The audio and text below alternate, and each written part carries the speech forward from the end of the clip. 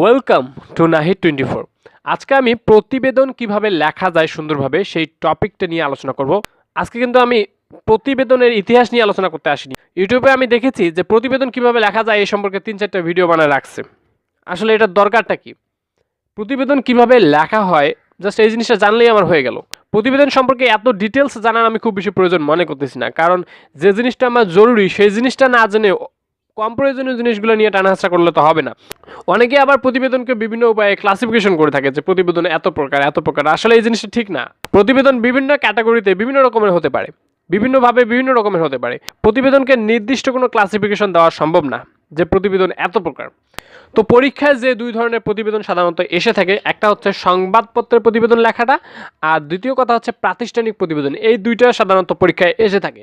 সংবাদপত্রে যে প্রতিবেদনটা লেখা হয় সেটা লেখার জন্য প্রথমেই তোমাকে লিখতে হবে শিরোনাম লেখার পরে নিচে লিখতে হবে নিজস্ব প্রতিবেদক, এরপরে স্থান, এরপরে প্রতিবেদন লেখা শুরু করে দিবা এবং শেষে এসে প্রতিবেদকের নাম, তারপরে ঠিকানা, প্রতিবেদন তৈরির সময়, প্রতিবেদন তৈরির তারিখ, এসব কিছু লিখতে হবে। আমি এই ভিডিওটা শেষে প্রতিবেদনের কিছু উদাহরণ এক্সাম্পল স্ক্রিনে দেখাবো, এটা নিয়ে টেনশন করিও না। আর যদি প্রতিবেদনটা কোনো প্রাতিষ্ঠানিক হয়ে থাকে, মনে করো যে তোমার স্কুলে একটা বার্ষিক ক্রীড়া প্রতিযোগিতা হলো, সেই বার্ষিক ক্রীড়া প্রতিযোগিতা সম্পর্কে তোমাকে একটা প্রতিবেদন লিখতে বলা হলো। এখন এই প্রতিবেদনটা তুমি কাকে দিবা? নিশ্চয়ই তুমি ওই প্রতিষ্ঠানের বা স্কুলের বা কলেজের প্রিন্সিপালকে বা হেডমাস্টারকে তো দিবা। এইটা হচ্ছে প্রাতিষ্ঠানিক প্রতিবেদন। যে প্রতিবেদনটা কোনো কর্তৃপক্ষের নিকট দেওয়া হবে সেটা হচ্ছে প্রাতিষ্ঠানিক প্রতিবেদন।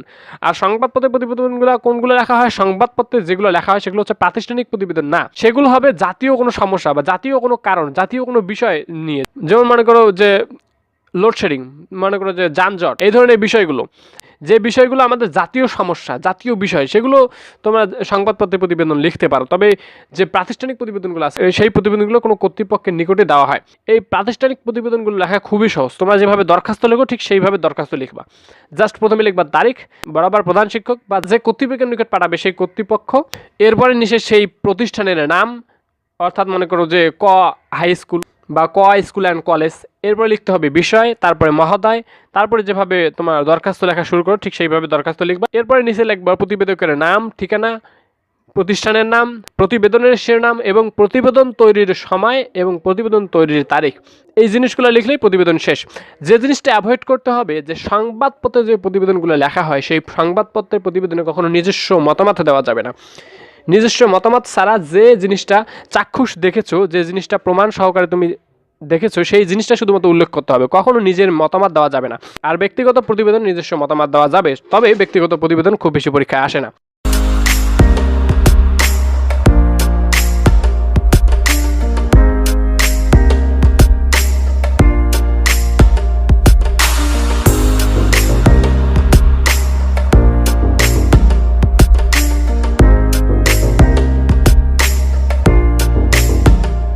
আজকের মতো এ পর্যন্তই। সবাই ভালো থাকো।